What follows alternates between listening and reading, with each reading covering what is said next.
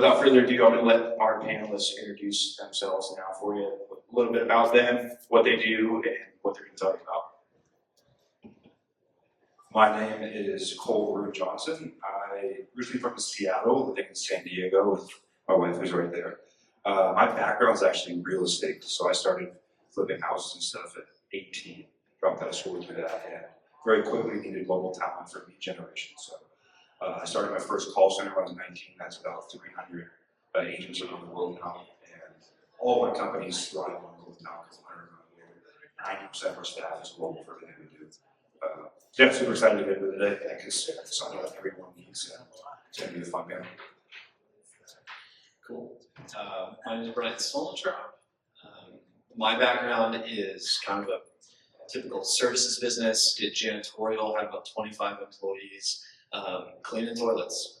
Started that business myself, doing all the work myself, and that was, that's one way to get started. So grew that company and was very busy, and found out we were having our son on the way. This was about 3 years ago, and my wife was like, something's got to change. And so my friend had a little bit of come to Jesus moment with me and was like, hey, you need to hire somebody in the Philippines. I said, what is that? I don't know where that is. And did that, and it was such a game changer for my business that started helping some friends do that. And we've hired just over 800 people for different companies over the last 3 years. So thanks for having me. Well, I'm Parker Cox, and like them, started out with my own business and kind of stumbled into this. I think it's probably the core entrepreneurial story that you see here. I had a need in my property management company that we scaled, and about 2 years ago, we were kind of getting ripped off by digital marketing agencies. We were spending a lot of money, and the agencies themselves was $6,000 or $7,000 override a month. And my business partner and I, obviously, we knew some about global talent. We tried call centers and things like that. And we just kind of looked and we're like, what if we go find this person, and instead of paying them $6,000 or $7,000 a month, we bring them in and maybe for $1,000 to $2,000 a month, we give them 40 hours a week instead of 4 hours of attention from this agency. And, went on a long search, did it myself. I didn't know about recruiting companies then. And pretty quickly, he was incredible. He's actually a partner in my company, Chicago, that I'm here to talk about. And basically, once he settled in, we're like, hey, how do we find more?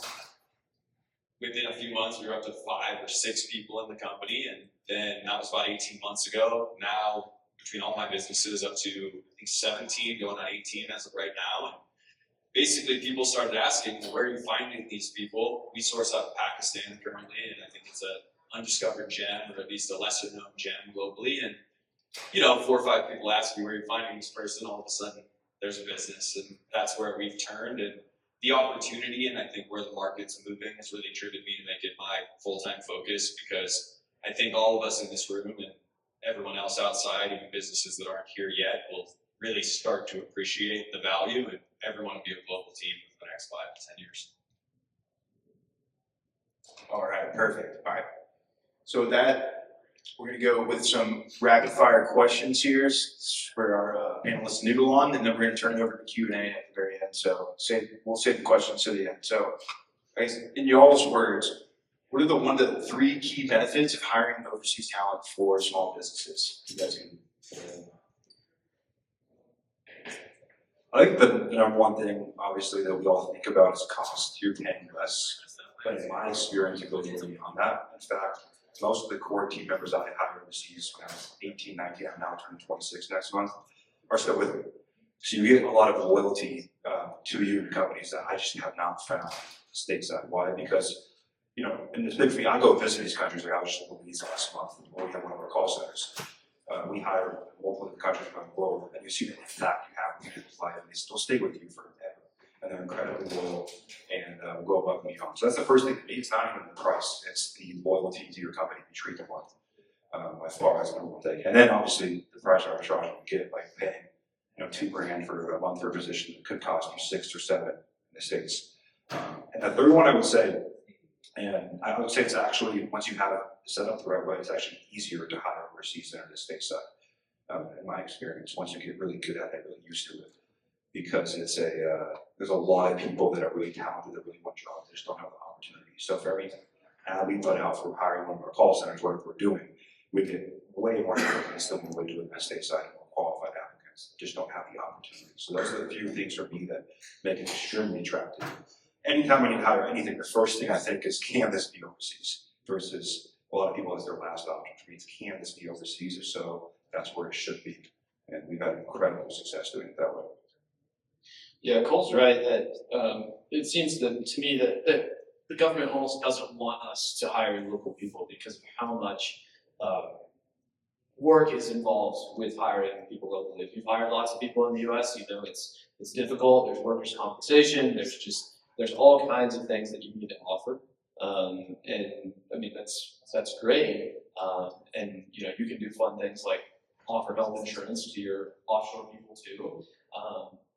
It's a different world than it was 10 years ago. I remember hearing about some of these websites where you could find people wherever offshore 5-10 years ago, but what you could do was a lot more limited. Now with software, with Zoom, I mean I could send a quick Slack message to my team. They're all working right now. They'd be on Zoom with us in 2 seconds. So it's just a totally different field than what it used to be.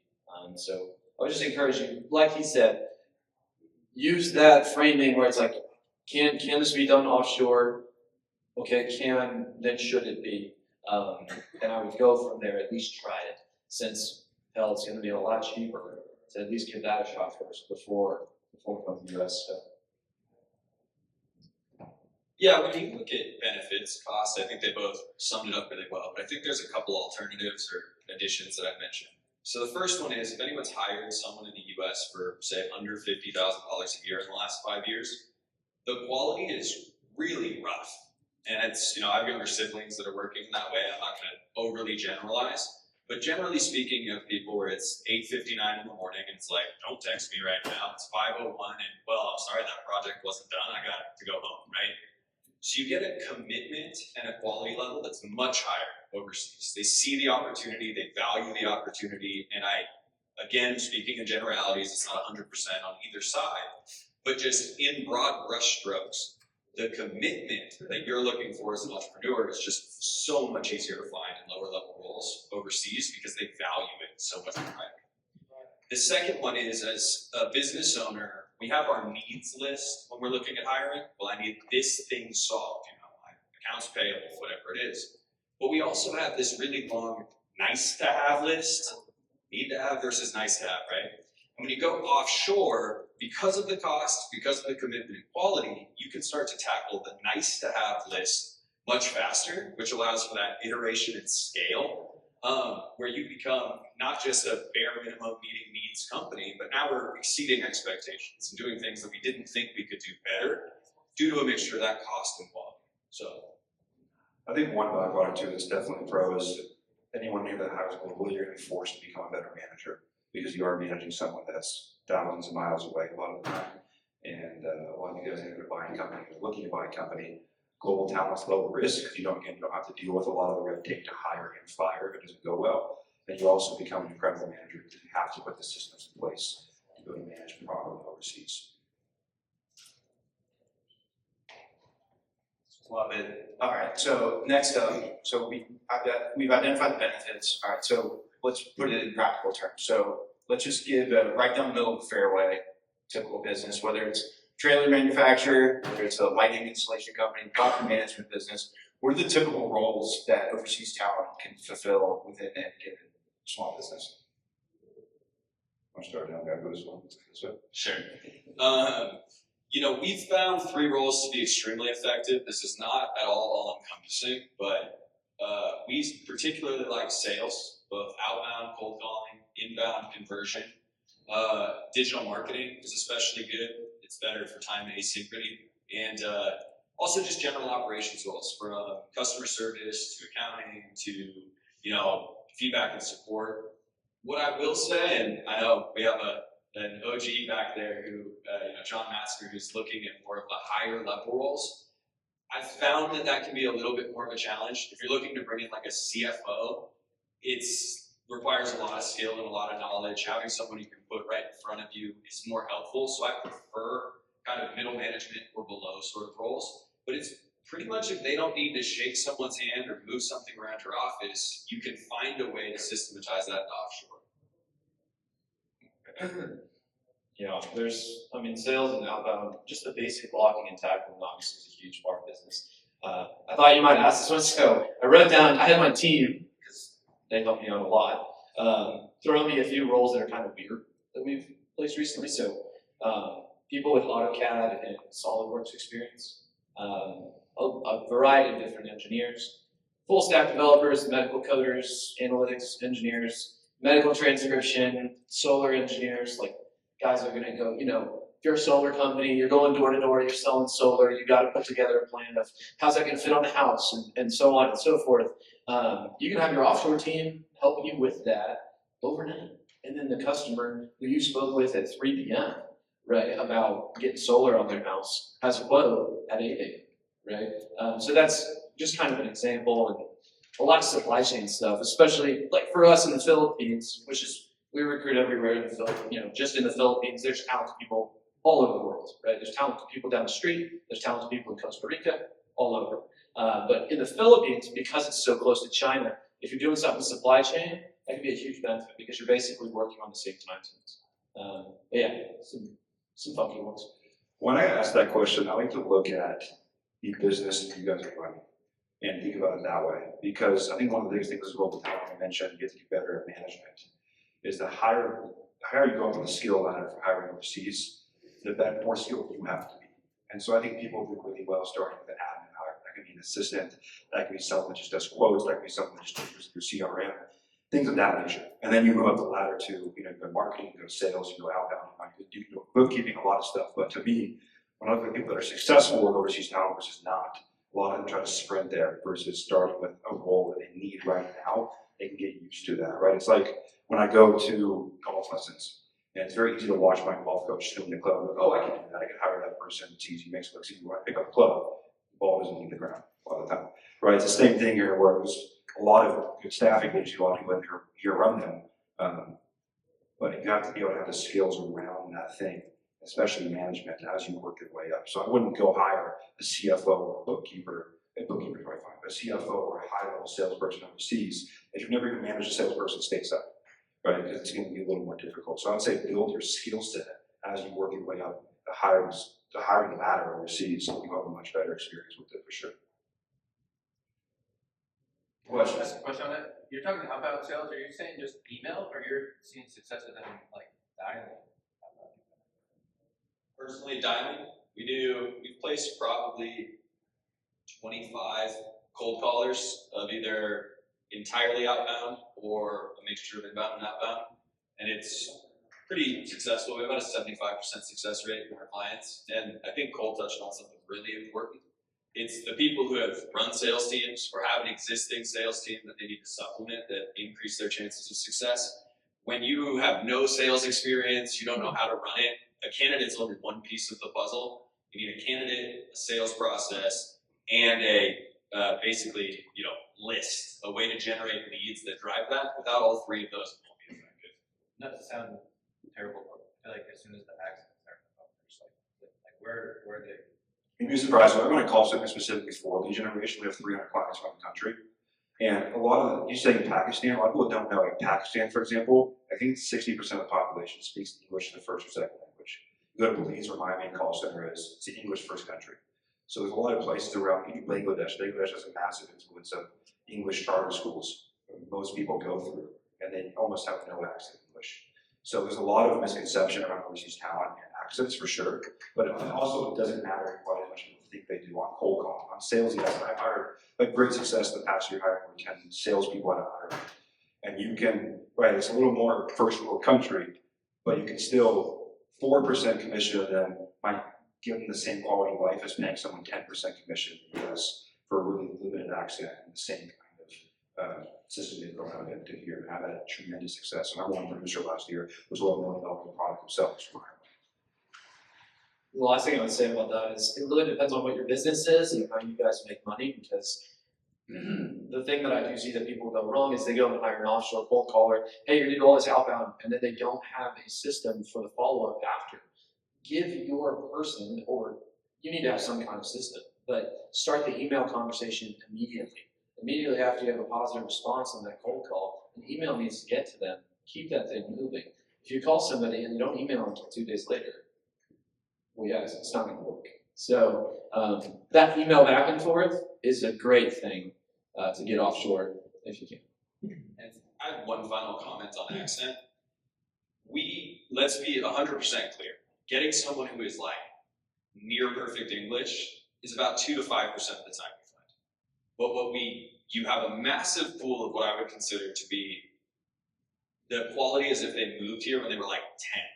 Where it's, yeah, there's a hint of an accent, but they sound like an immigrant, not someone who's, 10,000 miles away.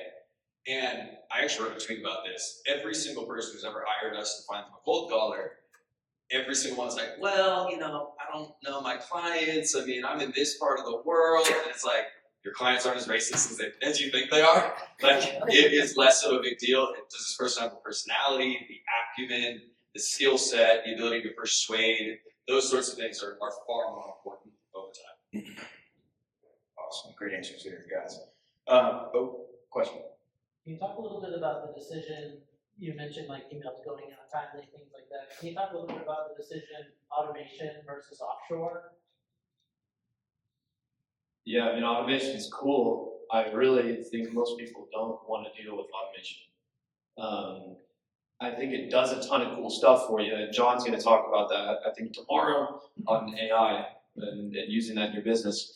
But it's got to be really, really good. And when you're talking about at the end of your sales process and like how you send this email, dictates whether or not you get the sale. Like, it just needs to be the best. So if that's AI, fine. If it's a human, also great. Whatever best serves your business. So that just depends on volume, customer value, all the things that they need to know. And for crying out loud, if you are not, you need to be using a CRM, HubSpot, Salesforce, something. Because the templates you're going to live off those templates. I think a lot of people use automation and AI and stuff as a way to procrastinate a lot of times. And I think in a sales process, 90% of the sales process in all the businesses is relationship building in some way. And you can create crowd messages with AI. There's a lot of cool stuff you can do with automation, but to me that's leverage to speed up the relationship with the prospect rather than just the actually doing the work of building that relationship. Automation is simply supplementing humans running a system, right? It's as if it's when you sit in your car, well, I have an automated backup now, I have automated cruise control, right? It's like, but somebody's still driving. And the key is what automation supports that. And when you use offshore in that role, it gives you a lower risk profile. If you hire someone onshore for $8,000 a month versus offshore for $2,000, you get a lot more time on a cash burn basis to tweak these systems, to implement the automation, to figure out what system is going to work to make it effective. And that's fundamentally the really key value proposition in the sales process. Nice. All right. This one I think it will be especially important for those who have not made a overseas hire before, especially those who are running like blue collar based businesses. So for example, when I made my first hire as an admin, I told the team, hey, her name is Sunday. Hey guys, we're gonna get Sunday over here. She works in the Philippines. She lives in the Philippines. She's gonna be, running our back office for us. And I got looked with some really weird faces, and they're like, "What the hell are you talking about?" So, what are some best tips and tricks to help your current team integrate and get over, working with overseas talent, and also helping the overseas talent integrate with your own teams? I think the biggest thing is that you treat them differently, the rest of your team will treat them differently. Like for me, whether we onboard someone, it's going to be an SDR in Ireland, or we're going to be an executive in the States, we don't treat them any differently to how they're involved, right? They can't come to team offsites as easily, right? If we're doing an event. But besides that, a lot of people either won't know, they won't treat them any differently if you don't make it a thing. And so I think building a culture of, no matter where someone is in the world, you have a standard of excellence, a standard of how things are done. It's not going to become a big issue because the language issue isn't as big as anyone thinks. the time zone issue isn't as big as anyone thinks. So as long as your company, your culture is set up in a way that when someone comes in, no matter how they talk, where they're from, they're treated with the same respect, the same held the same standard, you probably won't even notice they're treated differently by anyone. If your offshore hire is making your onshore employees' lives easier, you will very rarely get pushback. If they aren't, yeah, obviously there's gonna be problems. But if it's making their life easier, helping them get the job done, you usually don't have issues. And if you do have issues, that's not an issue with your offshore hire. It's an issue with your onshore hire. So you can address that. That's basically what I would say. I'd say it depends. I already have a business with multiple locations, so my team already feels remote in one of my businesses, and I've seen this true with clients as well.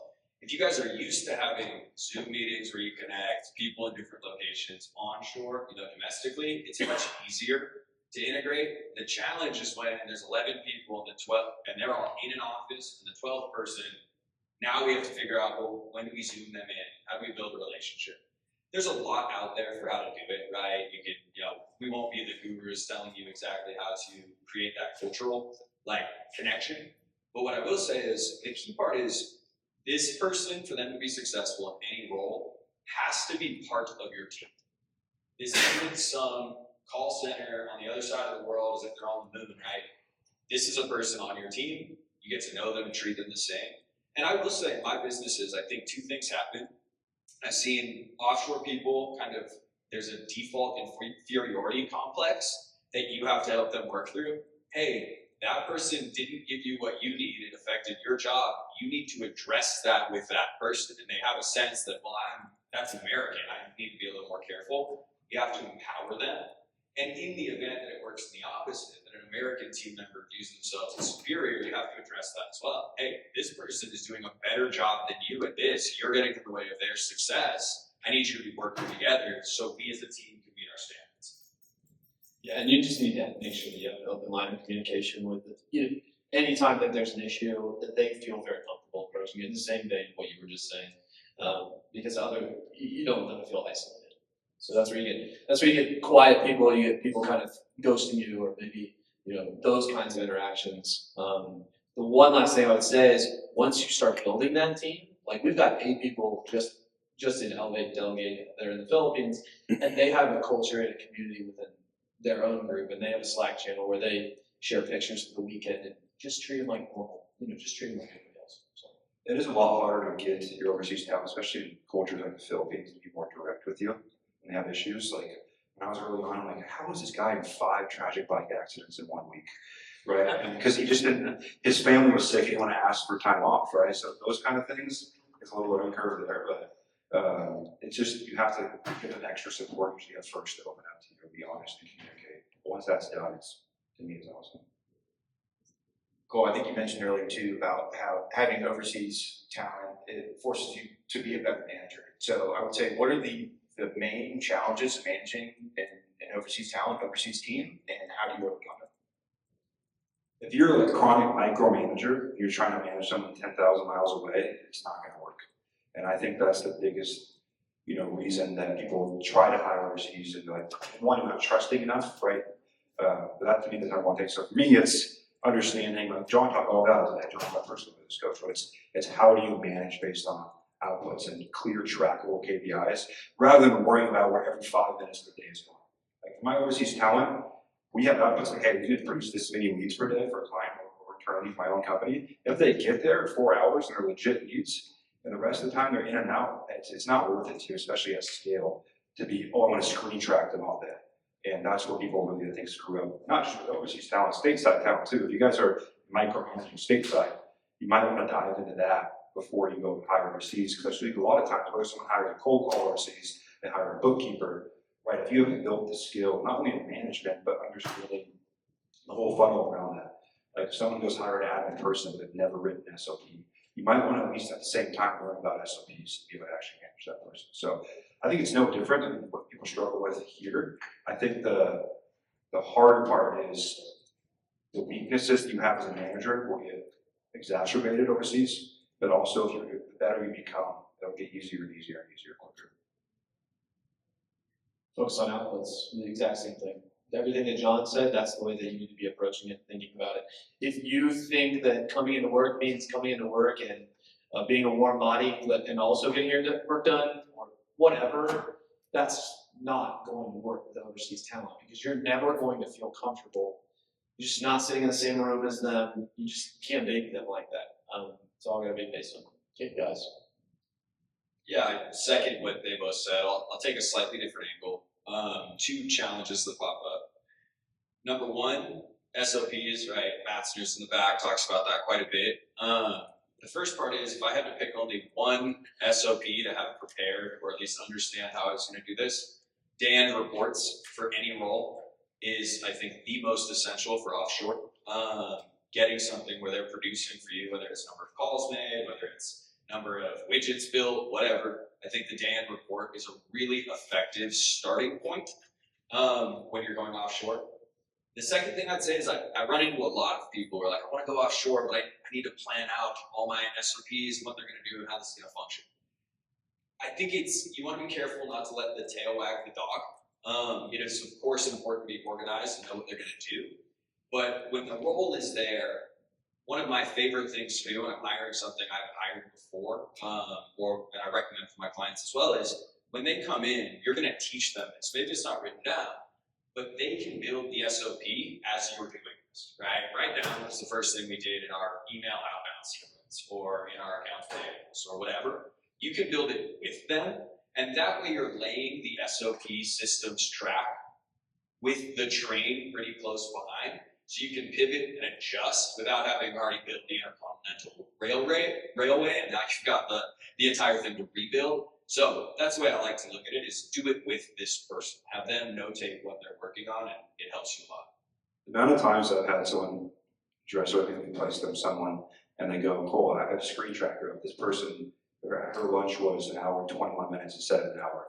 And I'm like, dude, you spent 3 hours today trying to think of a tweet that's going to be funny enough to add 10 followers today. Like, no human is productive 8 hours out of 8 per day.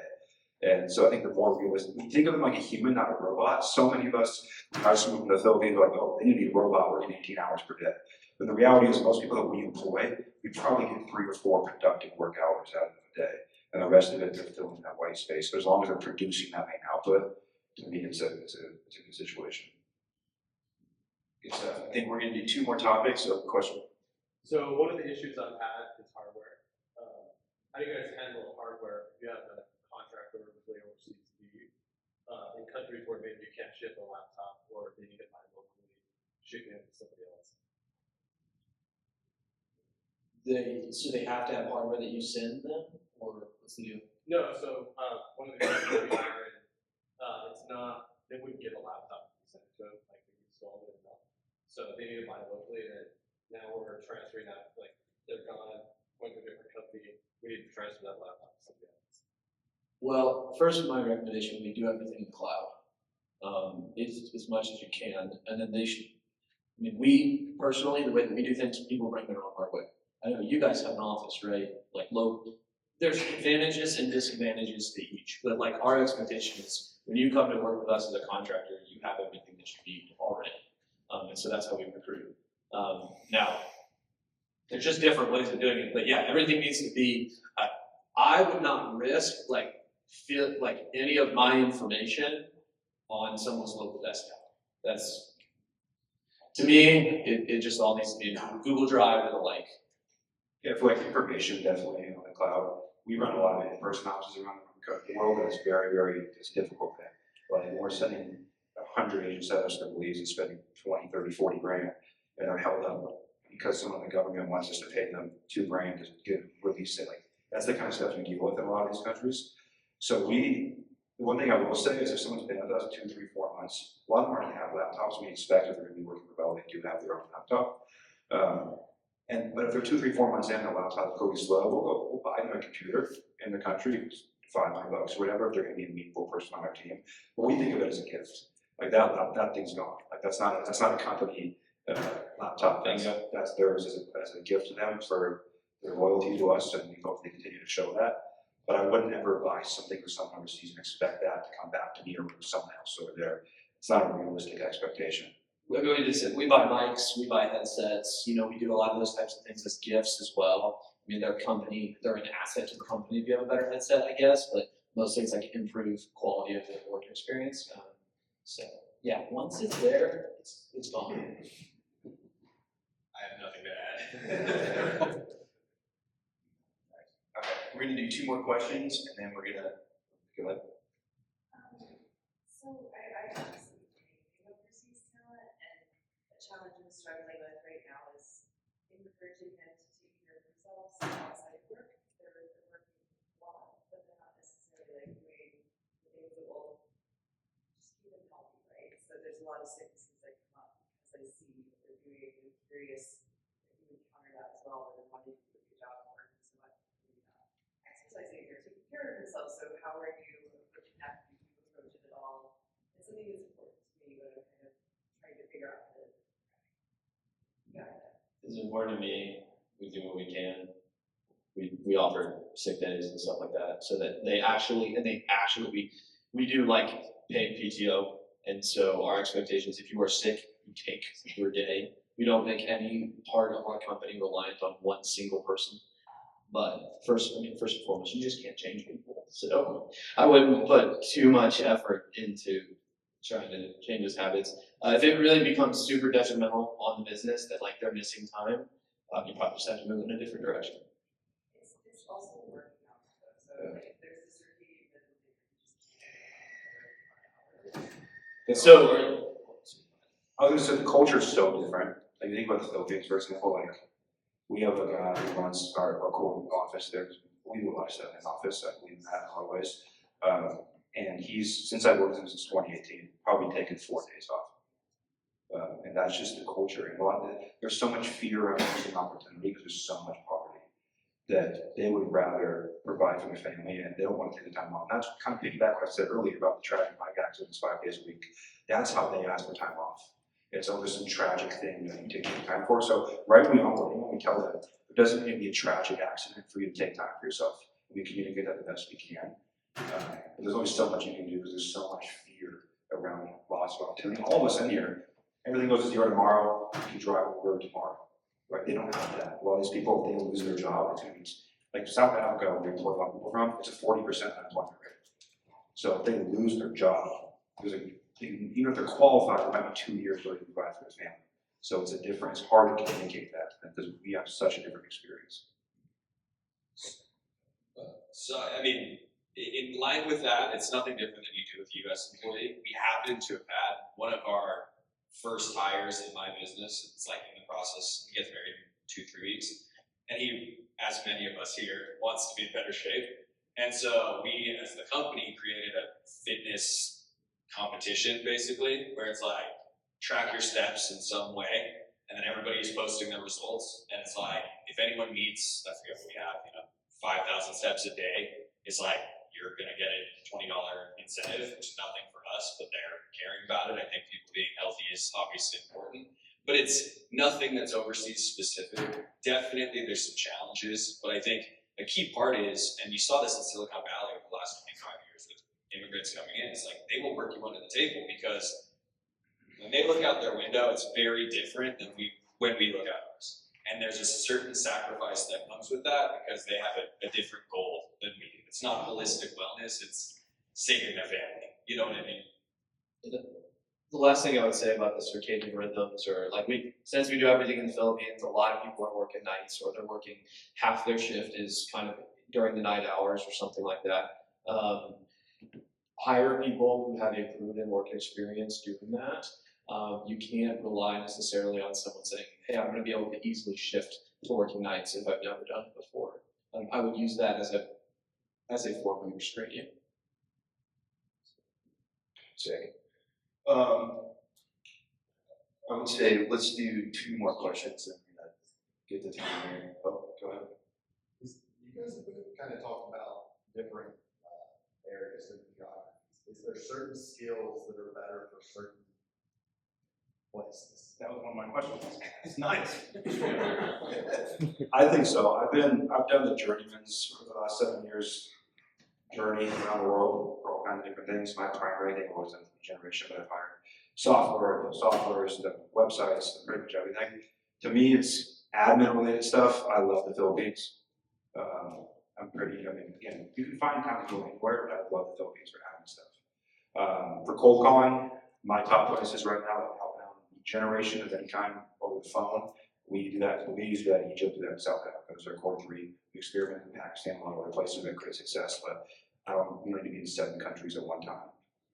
Software and programming and stuff, Pakistan would be the best place for that. That I've found so far, just in terms of quality, price, everything else, and English speaking ability. And same for web dev stuff there. I tried Eastern Europe as well, but it's a little more expensive. So yeah, you can find talented people anywhere. I think the good thing is when you're starting out, I do believe you should kind of focus on an area, right? Because you get to know the culture, you get to know the people. There's usually, for example, the Philippines, you can find a bookkeeper, an admin person, someone who sales follow in their pipeline, someone who has close, all of the Philippines. And when I did starting out, I just put them all in a small 5-person office, and they build kind of their own little culture in that office, and it feels like an extension of your company. And that worked really, really well for me. But there's no right and wrong way to do it as long as you can manage well. Yeah, there's talented people all over the world. Everything we do is in the Philippines, and I like that because you can't get such a variety of talent. That if you were to come to me and say, hey, I need 5 people to answer phones for my landscaping business, and they need to speak Spanish and English, I would not tell you to work with us. I would say go find somebody in Latin America or something like that, and that'll work great for you. There's pros and cons to each, but I would generally avoid hiring from like 4 different countries at the same time to start. Yeah, I think they've hit it on the head. One thing I would say is it's really about finding, it's a matrix, right? It's like the Venn diagram of cost, skill set, time zone, culture. We like Pakistan for that. I think there's really 5 regions globally. There's Southeast Asia, there's the Middle East, there's Eastern Europe, Africa, and Latin America. Those are the 5 places. So that's really where you have enough cost arbitrage for it to be worthwhile. If you want broad brushstrokes, Latin America does a lot in marketing and especially like finance, and there is some good web development, but a lot of those are swept up by really large staffing companies that work with like Google. Eastern Europe is also very good in the web and marketing worlds. Middle East has a pretty wide array depending upon where you are, and I agree that Southeast Asia does have, it's mostly like ops and admin, not just CSRs or anything, but there's a lot in that group there. And finding the price points, it's all a little different between which. I'd be focused far more on not is this gonna cost me $300 a month more in this place, but do I have a recruitment team I trust? Someone who can screen this? And is this a culture I'm familiar with, comfortable with, and they meet my other needs? For me, being in Pakistan, I'm pretty happy, I'm pretty used to it. My team gets along. I'm gonna stay there until I have to leave as opposed to leaving for the sake of it. Make sense? Sweet. Yep. Can you guys speak to the recruiting costs and the headhunting services, what market is for those costs, and then also maybe as more light is shone on the space, is there any predictions around whether that's going to get more competitive? Do you see some competitiveness in the pricing of those services? I think I've seen 25 to 30 companies start in the last 6 months and close. And close. The thing is that the vast majority of our business that we're getting right now is built on our relationships and going deeper with the customers that we have. We are getting a bunch of leads from places like Twitter and things like that, or LinkedIn, but it's really about having a trusted partner. So no matter who you work with, just make sure they know what they're doing. I think is the biggest thing. There's a variety of different models. Our model is a headhunting fee where you pay one time and then you work with them directly. Some people don't like that as much because they want to have, more, you guys probably speak to that better, but like we just charge a fee, but then we're kind of out of there, kind of out of your hair after that point, which can be a pro or a con. right? Depending on how much guidance you want with that individual. Generally, any of those places, like you were talking about, those 5 regions, you're probably going to be paying 20 to 30% of the cost of a U.S. equivalent. Just using rough numbers. So then it becomes, no matter where you go, just finding people you trust to put those people on your team. I'm gonna sound like a bit of an asshole. So I don't run a staffing agency. We build lead generation call centers for people that don't fit our client criteria. One of the things I found is hiring overseas is a muscle you have to build over time. And so super high costs, again, a lot of people when you run staffing agencies, I think they're amazing, but super high costs. I don't know anyone's cost either. I don't even know the market on staffing agencies. All I know is it takes a couple of reps to get good at it. Right, your first hire is not going to be amazing. It takes 3, 4, 5 shots at it. And a lot of the people that do this and they charge an arm and a leg to these people, what I don't want to happen is you go use a staffing agency, you pay $5 grand for something that should be $1 or $2 grand, and it turns you off into a bad experience. You never try again. So I think you should, especially if you've never been an overseas talent hire before, you want to get a place, you can go try to hire out. There's a lot of job boards you can go and hire people from as well. And then once you're a bigger company, I think there's a lot of relevance in hiring as a staffing agency because they can get you to scale quicker once you already have the management in place, you have the field process in place, and then you can skip a lot of the steps that you need to take and learn along the way. But that's my opinion. As you guys are getting started, get up, fail 5 times, do it yourself, try it out, get used to it, and then once you say, hey, I'm going to start taking this thing to scale, and I want to build a specific team, then go to these amazing recruiting staffing agencies and have them help you build a team once you have your management stuff in place. Otherwise, I just don't want anyone even to get turned off to it because it's such an amazing thing. From the high level, I do think the market is slowly but surely going to get compacted. Now, that being said, I had my assistant run a competitor analysis, and I think with a lot of difficult work, every time I saw something, sending it over, searching Google, searching Facebook, LinkedIn, found like 78, 79. I'm sure that's only a fraction of what there actually is. But one of my friends was like, dude, that's so much competition. Like, forget the echo chamber of Twitter. Yeah. This is early. If you look up, like, I'm a digital marketing agency, there's about 15,000 in the US. I own a property management company, there's about 150,000 in the US. Very early. And that's part of why I think we're seeing this. You guys are sitting in here and you're on the vanguard. You're the spear tip compared to most of your friends who don't see Twitter, don't interact in this space, are not here, right? The question is what happens as, your uncle who owns a body shop in Houston and has never thought about offshore ever, when he starts thinking about it. And so I think there's a really dynamic change that's moving, probably barely first inning, if that, is where we are right now. There's 3 options: headhunting, staffing, or you find them yourself. You can go through We Work Remotely, onlinejobs.ph. Really, it's a cost-benefit analysis. If you want to do it yourself, that's how I did my first before starting an agency. Almost like 60 interviews, 1,000 applications. It took a long time, but still highly recommended for someone who's going to go that route. What we offer, what we're finding people, is this sort of expertise, being able to pick someone who works, especially take digital marketing. If you're not a digital marketing expert, a resume will look great, but as soon as they open up Google Analytics, you have no idea if they know what they're doing or not, right? And so that sort of real screening and experience, I think, is a key reason to work with someone who can help, because we tap into places that maybe you couldn't, and then can make sure these people actually can do what they say. One thing that I do recommend, one thing that like an agency would provide that other places probably couldn't, is checking references. So actually calling and figuring out, are these people who they say they are? And then every country's different, but like we do a version of background check. I think that's also a nice thing to have. And that's like really not fun to try to do that if you're not, if you don't have like relationships there, if you're not doing a lot. But I would absolutely not say that anyone must use a recruiting agency to do this and to do it well. It's just that, do you want to or do you not? Do you want to run your own Google ads or do you not? I think one of the biggest competitive advantages all of you guys can get in whatever industry you're in over the next, call it 5 years, at least 5 years, probably 10 years, is using overseas talent. Like they said, 99% of the world not in Twitter. they haven't made a hire overseas, they don't even understand what that means. A lot of them are gonna use agencies, they're gonna use companies that, you know, do that work for them on a contracted basis. But if you guys figure this out, you have a leg up on your competition. I would say if you guys are looking to staffing agencies, the one thing that I think is such an important piece of the puzzle is not only the person, but how to be successful with that person.